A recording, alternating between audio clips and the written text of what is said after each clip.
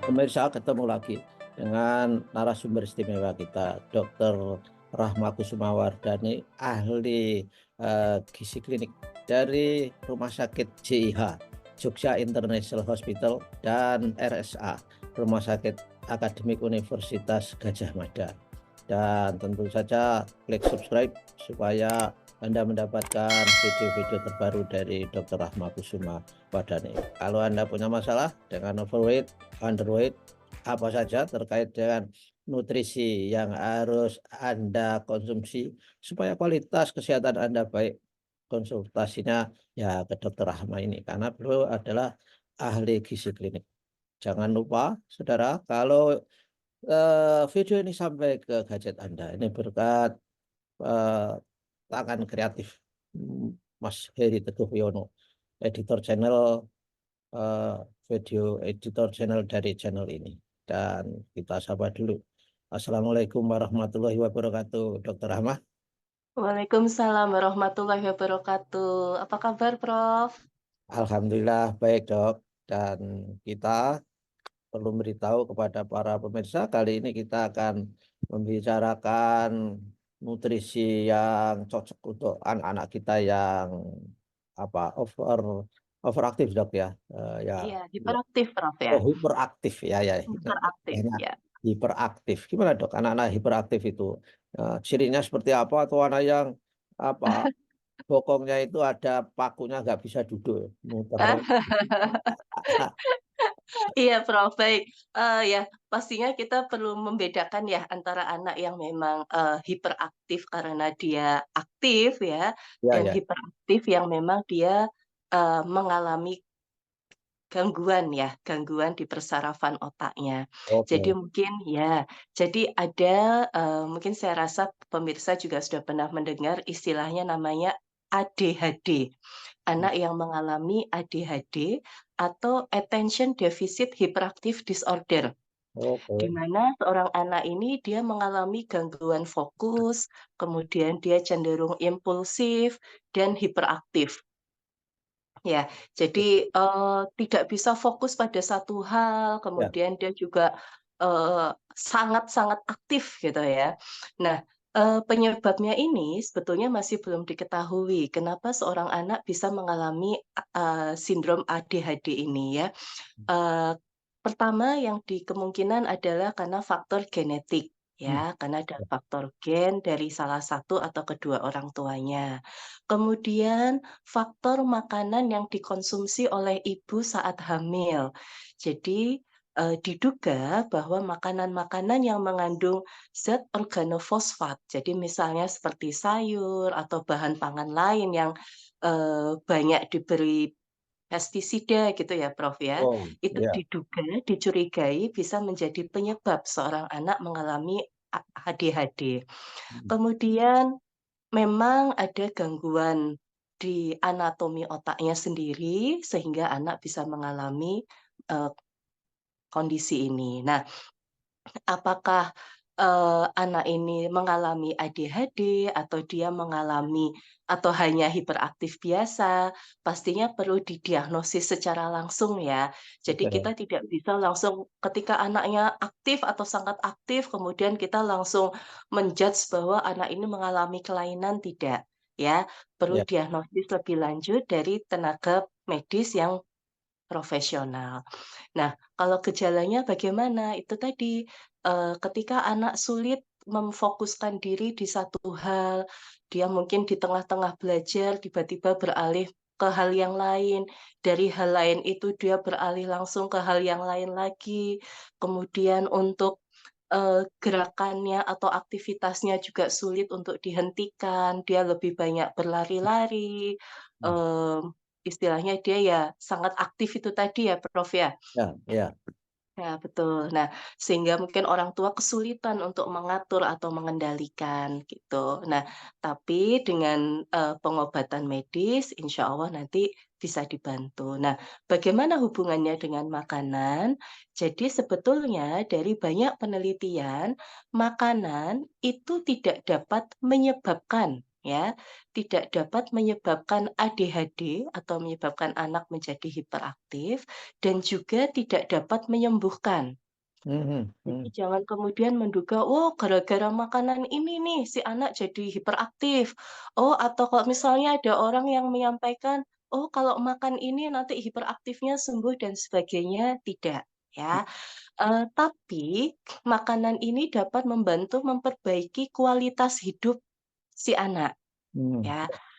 Katakanlah gejala-gejala hiperaktifnya, impulsifnya, atau gangguan fokusnya, itu jadi lebih mereda. Sehingga anak nanti, gejalanya jadi lebih munculnya lebih lama atau lebih jarang muncul gitu ya, Prof, ya. oke, Nah, oh ya, sebetulnya ADHD ini tidak hanya saat anak-anak ya. mhm, Kalau dari biasanya nanti ketika memang dari kecil sudah ada ADHD ya kemungkinan nanti pada saat remaja, dewasa, dia tetap ada gejala ADHD-nya ini hanya saja mungkin kalau sudah remaja, dewasa, sudah lebih bisa dikendalikan ya Prof ya oke, dibandingkan waktu masih anak-anak.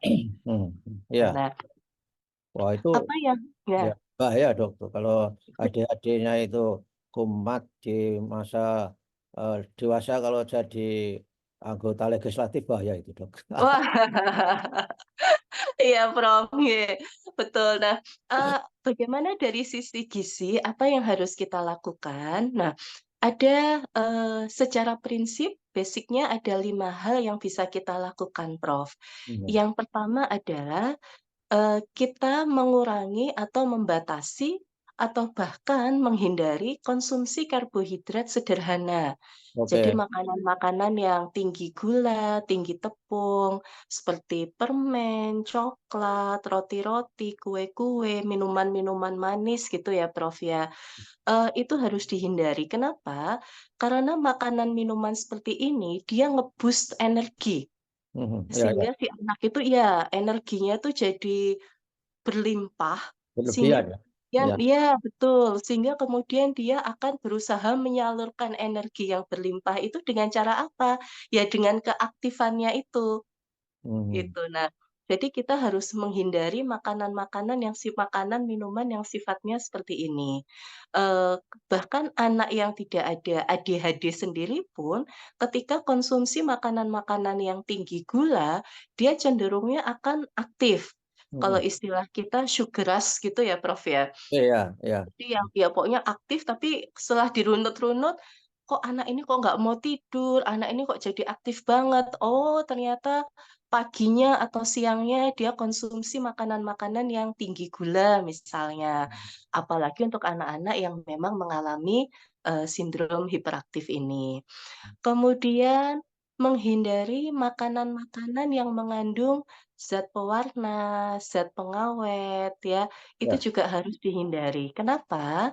Karena bahan-bahan ini dapat menimbulkan, proses inflamasi atau peradangan di dalam tubuh, Prof, mhm, yang artinya juga kembali akan memicu mhm, timbulnya gejala hiperaktifnya ini, ya. Jadi kita harus memperhatikan sekali makanan ini banyak pengawetnya enggak, banyak zat pewarnanya atau tidak, sehingga memang lebih dianjurkan untuk makanan-makanan yang sifatnya alami atau memang makanan rumahan ya, Prof, ya, mungkin ya. iya, Jadi bukan makanan-makanan yang siap saji, bukan makanan-makanan olahan, kemasan, snack-snack seperti itu ya sebaiknya memang dihindari. mhm, iya, Kemudian, memperhatikan nah kalau ini agak individual, memperhatikan makanan-makanan yang memicu ya, memicu hiperaktifnya si anak ini. oke, Karena, beda-beda, bisa jadi misalnya ada anak yang, misalnya nggih contohnya, makan tempe kok malah jadi hiperaktif misalnya, iya iya, atau minum susu kok kemudian jadi hiperaktif. Nah, hal-hal seperti ini nanti yang harus bisa diamati oleh, penderita atau oleh orang tuanya gitu ya. Kok sudah menghindari yang manis-manis, sudah nggak makan makanan yang pengawet, misalnya beli susu, susu sapi yang segar gitu ya, oh tapi kok setiap kali habis minum susu misalnya, si anak kok jadi cenderung lebih aktif. Nah artinya makanan atau minuman itu harus dihindari. Nah, bagaimana supaya mencegah gula darah dalam anak itu cepat meningkat yang kemudian menimbulkan sugar rush itu tadi? Yang pertama adalah konsumsi protein. Mhm. Kembali kita harus konsumsi protein dalam jumlah yang cukup, Prof, ya. Iya, Jadi si anak ini kenyang, tapi kenyangnya kenyang protein sehingga gula darah itu tidak cepat naik.